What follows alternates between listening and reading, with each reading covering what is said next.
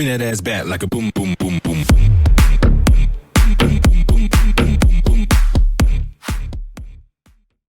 Hey, what's up, everybody? This is Supernova. You're with Boom Traders Weekly Market Overview.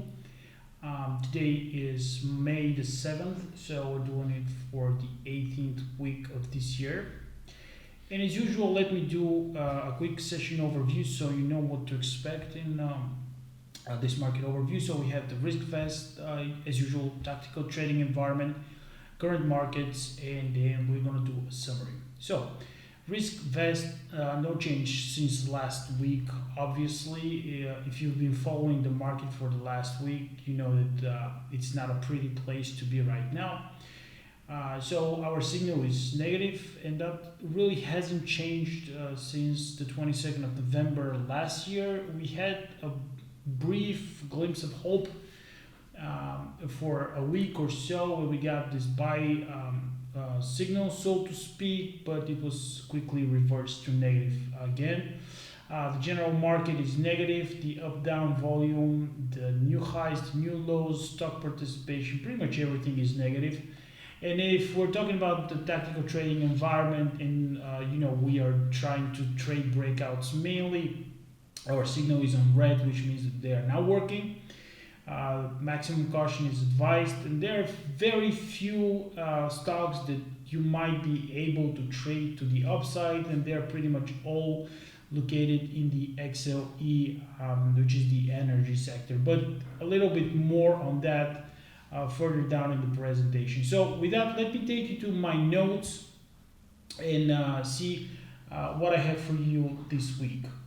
So the essence of our market overview this week, as I said, we're going to go to notes, then we're going to take a look at major indices, gold, crypto, oil, top and bottom industry groups, and sentiment. Now, you might have noticed I removed the internals and the VIX from our presentation this week.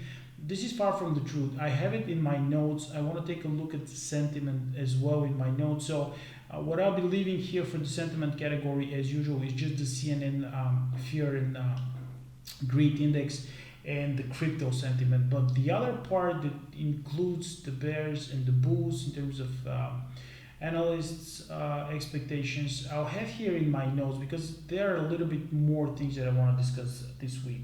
So let's go into the notes, and as you can see, I have a couple of them. The first one is the Fed's, obviously 50-point rate hike, which was the leitmotif of the week. Then we have May the 9th, which is in 2 days, and this is Russia's Victory Day. I think it's really important. Then the third point, I have oversold conditions. On many of my internals, we have oversold conditions, and this is where we're going to take a deeper look into the indicators and what they're showing. And then, of course, we're going to discuss a little bit further on what's next in terms of the markets. So the first thing I want to talk about in terms of my notes is definitely the headliner of the week, which is the Fed's 50-point rate hike. And why this is important is the first time we've had such a hike since the year of 2000. And given the current situation with inflation standing in 8.5% year over year, and electricity inflation more than 30% year over year, the Feds need to act fast in order to tame inflation and bring down prices of commodities as well as essential items in the market. So they're doing what they can at the moment. They are, and they admitted that they are a little behind the curve. They're hoping with this accelerated hikes that they'll be able to tame down inflation and achieve what we already talked about, sort of, as they said on Wednesday, softish landing, whatever that might mean. What brought some optimism in the markets, I think, on Wednesday, because the markets rallied hard, is that the S&P 500, on an average, of course, basis for the 12 months since we have a 50-point rate hike, has rallied on average 7.3%. And there were a couple of rate hikes of 50 points during the period between 1978 and 2000. In each of the time, the market has rallied. So that was some positive signs from the markets, and I think that was the reason for the rally. However, what is really important to understand in terms of how people will feel those 50 points rate hike is that loans in general, student loans, mortgage loans, pretty much car loans, pretty much any type of loan will become more expensive just because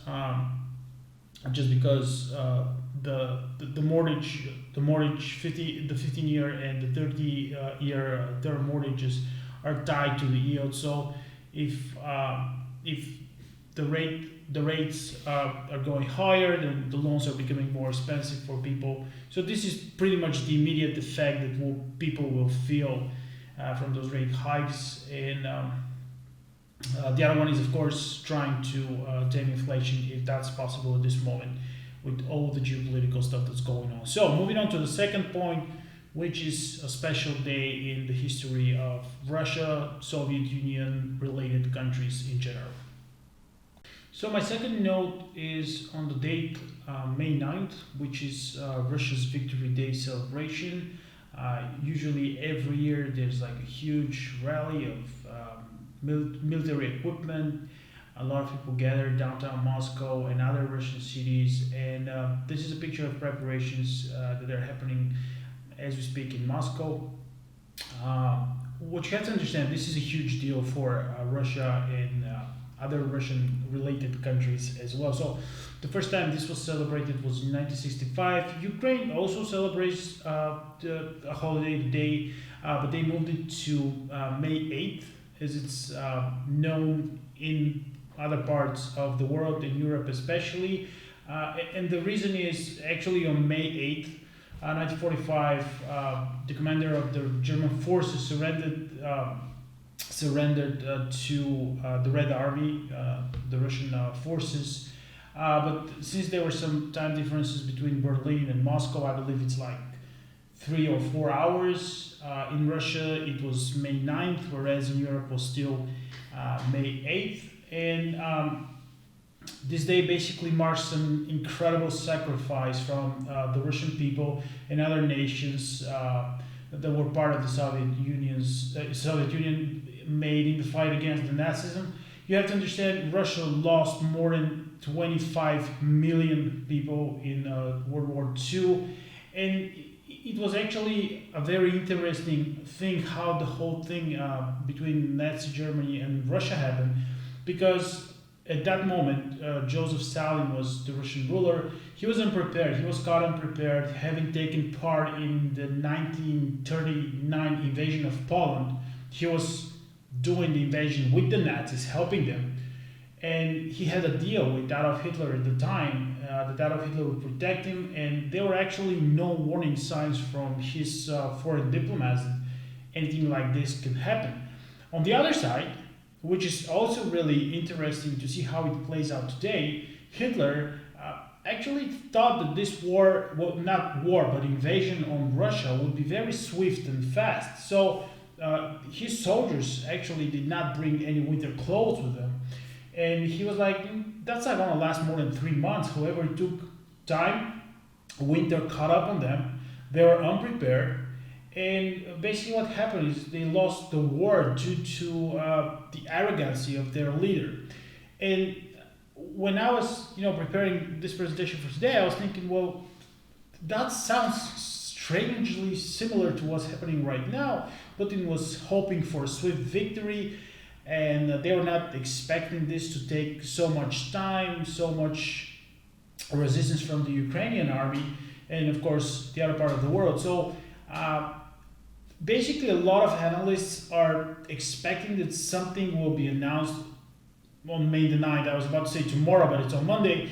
And either a new plan to the war, or maybe victory and stopping of the war. So there is this sense of anticipation that something is going to be announced.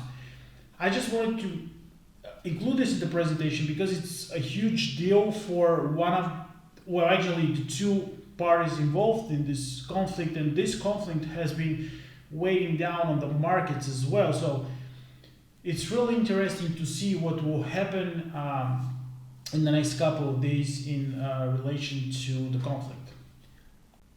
The third note that I have for the presentation this week is the oversold conditions that we're seeing on a multiple of indicators. And the first one I want to start with is we usually look at this, and this is the American Association of Individual Investors, the bulls against the bears. Last week we mentioned that we were at the second lowest. This week we rallied a little bit back up, although the market dropped further. And it's really important for us. For the last 20 years, we haven't seen the values as low as last week and this week, even in 2020, the COVID crash. So sentiment is one way of a contrary indicator when there's really negative values to bullish sentiment or positive values to bearish sentiment, then we might see rallies or conversely drops in the market. But that's just one part of it. Now let's take a look at my TradeStation screen for just a second. So I want to show you something right here. If you see like at the bottom graph, this is the S&P 500, and this chart starts from 2019 all the way up to present day. Right here at the top, I have all advancing minus the declining issues for all markets in the United States. And the blue line right here is the 20-day moving average. I don't want to focus on these weeks at the background. This is the actual data, but what I'm more interested in is the blue line. Now, you can see that all the way through, starting in late March 2020, we've been going up in terms of the S&P 500, this bullish market. But the number of advancing minus the declining issues, or the difference between the two, has been pretty much stable. It hasn't been going up ever since this first rally. Of course, it has been going down. Same situation right here from 2019 to 2020. Pretty much the same thing has been going on. We've kept in at a steady, with the highest right here being 1,670, 1,700 in terms of numbers. However, price for the indices has been going up. And what we're seeing right now is that if you look at the advanced decline line, we had a drop of minus 2,000 earlier this year, at the end of January. And we haven't undercut this low in terms of advanced decline line and in terms of issues that are moving higher against the issues that are moving lower. However, the prices of the indices, NASDAQ and S&P 500, Dow Jones, IWM, have been making lows. For B, this shows that there's some divergence between what the market is doing underneath against what the indices are showing. This is why it's very important, as we constantly pound on, we need to look at the stocks, not the indices. Yes, indices might show you something terrible is going on. However, when there are stocks that are setting up, stocks that are making new highs, stocks that are showing relative strength, we need to trade them. And for me, this right here, this divergence right here, is showing that the market is actually trying to show us some internal strength, although the indices are still not showing this on the outside in terms of price. The difference between the advancing and declining issues is a very powerful one. Now, if we look at advanced decline issues for each and every sector, speaking of S&P 500, speaking of the NASDAQ, Dow Jones, and the small caps IWM, there's a different story. But either way, this is the S&P 500 chart. So right here at the top, I have the S&P 500. Right here in the blue, again, I have the advanced decline line. And right here at the bottom, I have the stocks in the S&P 500 making 52-week highs against the stocks that are making 52-week lows. You can see that S&P 500 is actually doing fairly okay in terms of the advanced decline line, and net highs, new net lows are speaking the same language. If we look at 2020, the COVID crash, the price of the S&P 500 dropped to about $220, and the advanced decline line was at around 41,000, 40,000 to 41,000. Now we're a little bit less than double this price, and the advanced decline line right now is showing around 80,000. So this is pretty much in sync with the previous drop where we found the bottom, the market. The other thing that you also need to notice right here is the net highs, net lows. We've had maybe like 2 weeks of action of net lows being higher than net highs. Pretty much the same thing happened right here with the COVID crash. Yes, levels were really elevated, but in terms of period, length of the period that we were in this situation is pretty much the same thing right here, end of 2018. So this is pretty much in sync, telling us that we might be finding the bottom. If we look at QQQ, the thing is looking very, very ugly, and we haven't seen this much net lows being made. Yes, this was a little bit greater in terms of extent, but look at the advanced decline line. We are basically broken in NASDAQ, and that's, well, I'm not going to say that this is the bottom right here, right now, but if you look from the point that we have a precedent, we haven't seen this negative advanced decline line, we haven't seen this many new lows from the stocks in the sector. So this might be suggesting that we are, getting to a place where we can revert. Now, of course, with every stock that is falling, every asset that is falling, we don't know where it's going to fall. So basically trying to catch the falling knife is not what we do, but bear in mind that this is showing you that NASDAQ is very sick right now, and there might be some bounces that are due for an oversold condition. Speaking of IWM, small caps, the small caps advanced decline line is pretty much trying to hit the lows where it hit in 2020 with the COVID crash, and the price is not confirming it, so I'm seeing a little bit more downside for the IWM. However, if you look at the net lows, we haven't seen that many net lows in quite some time here, so this is also suggesting the market is weaker, but also might be due for a bounce. Lastly, let's take a look at the put-call ratio. It's been getting to the one level, which is the level that we are seeing enough puts to maybe sustain the bottoming out action from the market. So that's the good news.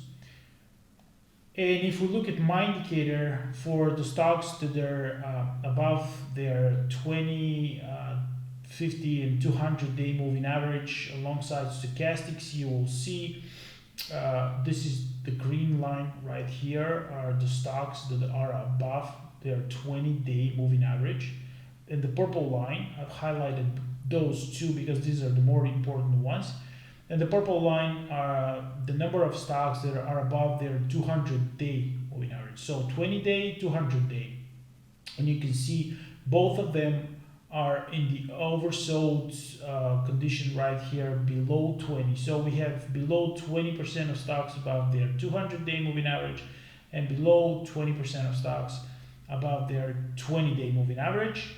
Stochastics, the stochastic slope, default settings, it's oversold, and every single time we've had this situation where the 20-day moving average of stocks above their 20-day